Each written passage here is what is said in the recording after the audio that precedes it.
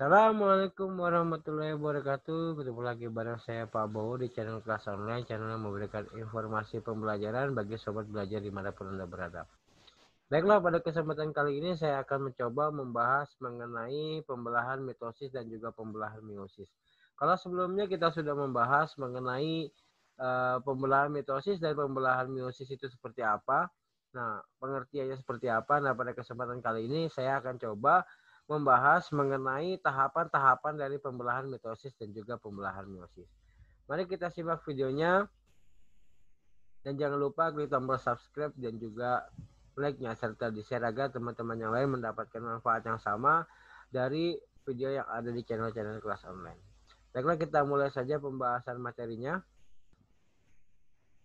Seperti yang sudah disinggung di video sebelumnya, bahwa pembelahan sel itu dibagi menjadi 3 ya. Ada amitosis. Amitosis itu A itu berarti tidak ya. A itu tidak. Mitosis berarti tidak melalui proses tahapan-tahapan gitu. Seperti halnya atau tidak membelah.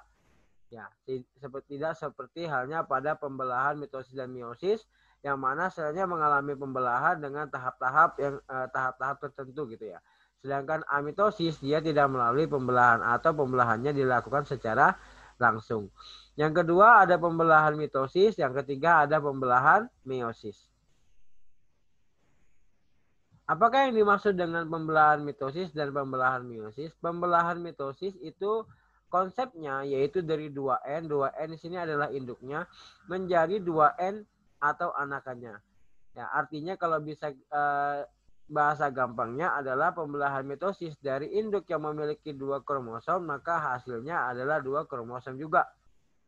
Karena kromosomnya itu sama, maka induknya sama dan anaknya juga sama, maka jumlah dari hasil pembelahan meiosis, jumlah kromosomnya sama dengan induknya. Dan juga karena dia berasal dari satu kromosom yang membelah, maka sifat kromosomnya itu sama atau identik dengan induknya. Jadi konsep pembelahan mitosis yang pertama terjadi yaitu awalnya dari induknya itu 2N atau diploid atau kromosomnya ada 2, hasilnya juga 2N seperti itu. Kemudian jumlah dan sifat dari anakannya itu sama atau identik.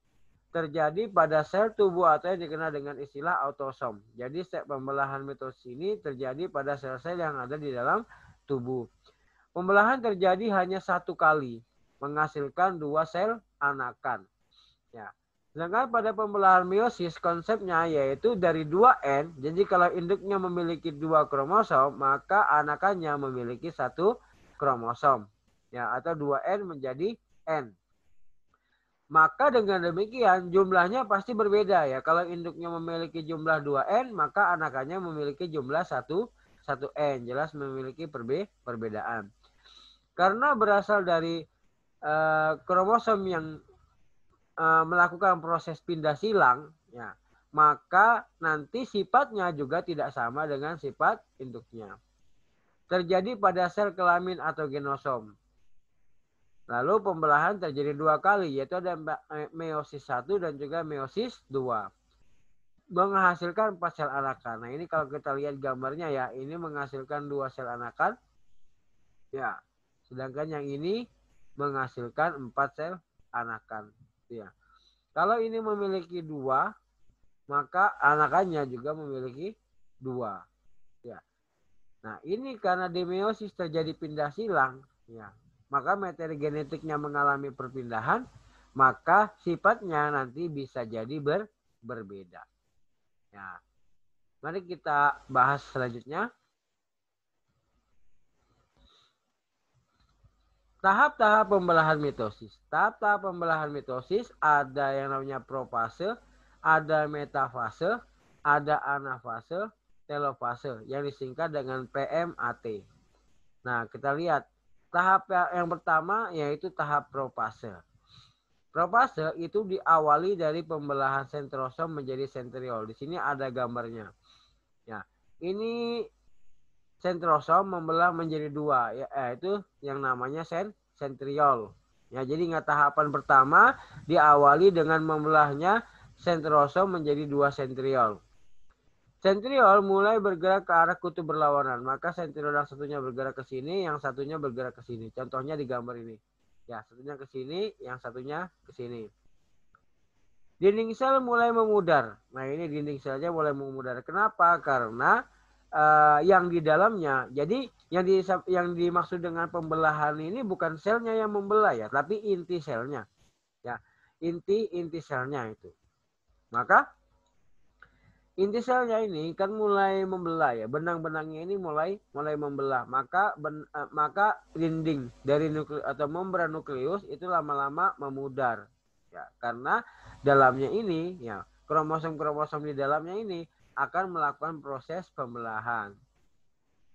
Kemudian kromatin mulai menembal. Kromatin itu apa? Benang-benangnya. Ya, benang-benang pembentuk kromosom. Kalau kemarin kita sudah membahas model kromosom itu apa? Ada yang namanya kromatin. Ya, kromatin itu yang benang-benangnya itu. Nah, benang-benang ini mulai menebal. Lalu kemudian mulai terbentuk kromosom. Kromosom kemudian mulai menuju ekuator. Nanti akan, kalau dia sudah sampai di ekuator, maka akan menuju pada tahap berikutnya. Nah, tahap kedua adalah tahap metafase. Ini tahap metafase. Jadi setelah dia terbentuk kromosom seperti ini, maka kromosom tadi menuju ke bagian ekuator. Ya, bagian tengah. Benang spindel sudah terbentuk. Ini namanya benang spindel. Benang spindel ini nanti yang mengikat si kromosom karena dinding selnya ini kan sudah hilang. Ya, maka ketika dia berada di tengah, yang mengikat si kromosom itu adalah benang spindel.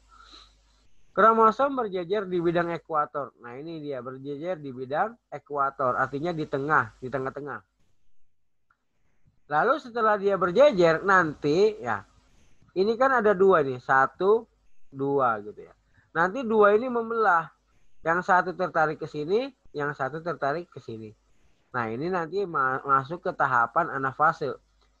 Tahapan anafase yaitu kromosom terpisah. Ini kan ada dua ya. 1, 2, kan ada 2. Nanti dua-dua ini terpisah menjadi 2. Yang satu tertarik ke sini, yang satu tertarik ke sini. Nah, kita lihat di anafase. Kan terpisah menjadi 2. Yang satu tertarik ke sini, yang satu tertarik ke sini. Dengan demikian, masing-masing nanti ya akan masuk ke tahap berikutnya, yaitu tahap telofase. Tahap telofase ini adalah membentuk calon sel baru, ya. Mulai terbentuknya calon sel baru. Kita lihat di sini ada calon selnya, ada kromosomnya, ada inti selnya, ada membran selnya, ada sentriolnya. Ya, masing-masing memiliki sentriol, memiliki membran dan memiliki inti. Ini sudah terbentuk calon sel baru. Ya. Kemudian sentriol berubah menjadi sentrosom ini. Ya, awalnya tadi sentriol ini berubah menjadi sentrosom. Jadi masing-masing memiliki sentrosom 1, ini sentrosom 1. Ya. Membran nukleus sudah mulai terbentuk. Ini membran nukleus atau membran inti selnya. Nah, kalau sudah seperti ini sudah percis ya, sudah bisa mirip menjadi satu sel baru. Setelah semuanya sudah terbentuk, maka sel-sel yang lain itu mengalami pemisahan yang disebut dengan istilah sitokinesis. Ya, sito itu sitoplasma. Ya. Jadi mengalami pemisahan, maka menjadilah 2 sel anakan. Nah, kita lihat di sini kalau dia ini kurang ya gambarnya. Harusnya di sini ada 2. Ini cuma 3, ini kurang 1, 4. Ya, kurang gambarnya ya. Jadi kalau di sini ada punya 2 kromosom, di sini punya 2 kromosom, induknya juga punya 2 kromosom. Itu yang dimaksud dengan 2N menjadi 2N. Artinya kalau misalnya ya, induknya punya 2 kromosom atau diploid, maka anakannya akan menjadi 2 kromosom juga ya, jumlahnya sama seperti itu. Nah, itulah tahapan-tahapan dari pembelahan mitosis. Selanjutnya ada pembelahan meiosis. Meiosis itu terjadi dalam 2 kali tahapan. Yang pertama pemisahan kromosom homolog atau pemisahan kromosom yang sesuai. Lalu pada tahap 2 terjadi pemisahan kromosom sister. Maka pada meiosis ini ada 2 tahap, yaitu ada meiosis 1 dan juga meiosis 2. Tahapannya sama, yaitu profase, metafase, anafase, telofase. Jadi tahapannya itu sama. Nah, kita lihat yang pertama ada pada tahapan profase 1. Profase 1 terjadi dinding sel menjadi bagian-bagian kecil. Nah, dinding selnya menjadi bagian-bagian yang kecil atau mengalami fragmen. Nah, menjadi fragmen atau potongan-potongan kecil. Lalu yang terjadi pada profase terjadi pindah silang. Pindah silang itu apa? Artinya terjadi perpindahan materi gitu ya. Ya terjadi pindah silang. Makanya sifatnya tidak sama. Jadi ini memberikan materi ke sini, ini memberikan materi ke sini. Nah, sehingga terjadi perpindahan materi genetik antara kromosom 1 dengan kromosom lainnya. Makanya saya bilang tadi bahwa pembelahan meiosis itu sifatnya bisa beda. Ya karena terjadi perpindahan materi genetik pada proses pindah silang. Lalu kemudian kromosom menuju ke kemudian sentrosom menuju ke kutub. Sentrosomnya ini mulai menuju ke kutub yang berlawanan. Maka terjadilah tahap yang dikenal dengan profase 1. Selanjutnya, tahap kedua adalah tahap metafase. Sama ini ya, di mana kromosom masing-masing menuju ke bagian tengah ekuator. Ya, tapi dia berdempetan ini, ya berdempetan ya, berpasangan. Nah, masing-masing berpasangan. Ini yang melakukan pindah silang tadi. Ya, masing-masing dia berpasangan. Ya, kemudian setelah sampai di bagian ekuator, nanti masuk ke tahap berikutnya, anafase, terjadi pemecahan. Kan sama kayak mitosis tadi, ya. Terjadi pemecahan, ya, terjadi pemisahan. Yang sebelah sini tertarik ke sini, yang sebelah sini tertarik ke sini. Lalu yang terakhir adalah tahap telofase. Pada tahap telofase ini terbentuk dua anakan, ya, terbentuk dua anakan. Nah, ini ya. Nah, terbentuk dua anakan. Selanjutnya tahap meiosis 2. Tahap meiosis 2 ini adalah pembelahan mitosis. Jadi pada dasarnya dia terjadi pembelahan mitosis. Karena pada pembelahan ini induknya haploid, anakannya juga haploid. Nah, jadi pada meiosis 2 ini kromosomnya tidak membelah gitu. Ibaratnya sama antara induk dengan anakannya itu, ya. Sama antara induk sama anakannya. Kalau ini kan dari 2N menjadi N. Ya, kalau ini N akhirnya juga tetap N seperti itu. Ya. Kemudian tahapannya juga sama, yaitu ada profase, metafase, anafase, dan juga telofase. Yang pertama kita lihat pada fase profase, membran nukleus melebur. Jadi membran selnya ini mulai melebur. Kenapa dia melebur? Karena inti selnya akan membelah, maka dia melebur. Kalau tidak melebur, inti selnya tidak bisa membelah.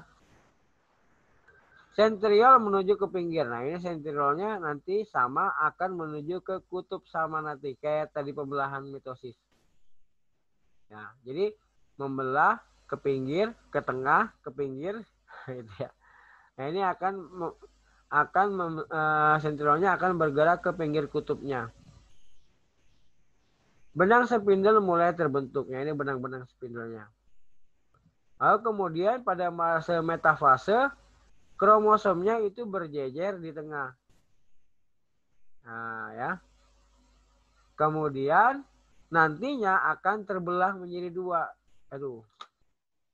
Nah, akan terbelah menjadi dua. Yang satunya ke sini, yang satunya ke sini. Nah, nanti ada pembelahan itu nanti ada di tahap anafase. Jadi pada saat anafase, kromatid tertarik. Ya. Pada masa metafase dia ngumpul di tengah atau di benang ekuator. Pada masa anafase dia tertarik ke pinggir. Nah, ke pinggir. Jadi terpisah. Ya, itu namanya pemisahan kromosom sister tadi. Ya, dia terpisah. Nah, kalau ini kan homolog. Homolog itu berarti kromosom yang sesuai atau kromosom yang berpasangan ini kan. Nah, kalau ini kan sister. Jadi satu kromosom terbelah menjadi dua. Nah, ini. Jadi yang di tengah, kemudian pada masa anafase terbelah menjadi dua. Setelah terbelah menjadi dua, masing-masing ke kutubnya masing-masing, maka yang terjadi pada saat telofase, pada saat terakhir atau tahap telofase, jadi akan terbentuk membran nukleus baru, ya. Kemudian sentriol menjadi sentrosom. Jadi ini membelah jadi dua, ini ke sini, nanti jadi dua ini membentuk membran nukleus baru, masing-masing mempunyai sentriol baru, ya kan? Memiliki sentriol baru. Nah, masing-masing terbelah menjadi dua, memiliki kromosom baru sini, kromosom sini, ini kromosom, ini kromosom, ini kromosom juga. Kemudian nanti masing-masing kromosom membentuk membran nukleus, maka jadilah 4 sel. Nanti akan terbelah menjadi dua. Seret, ini dua, ini dua. Maka menjadi 4 anakan. Nah, jadi hasilnya yaitu 4 anakan. Kalau mitosis tadi anaknya ada 2, sedangkan meiosis tadi nanti anaknya ada 4. Kalau mitosis tadi dia dari 2N menjadi 2N, artinya 2 kromosom atau diploid menjadi 2 kromosom atau diploid, sedangkan ini 2N hasilnya adalah N. Ya. Diploid hasilnya adalah haploid. 2 hasilnya adalah 1. Ya, kalau mitosis terjadi di sel tubuh, meiosis terjadi di sel kelamin atau genosom. Oke, mungkin sampai sini dulu pembahasan dari saya mengenai pembelahan sel. Jika ada yang masih bingung, silakan tulis di kolom komentar dan ditanyakan. Jangan lupa di like, subscribe, dan juga komen channelnya agar kalian tidak ketinggalan update video terbaru dari channel Kelas Online. Sekian, sampai jumpa di video berikutnya. Assalamualaikum warahmatullahi wabarakatuh.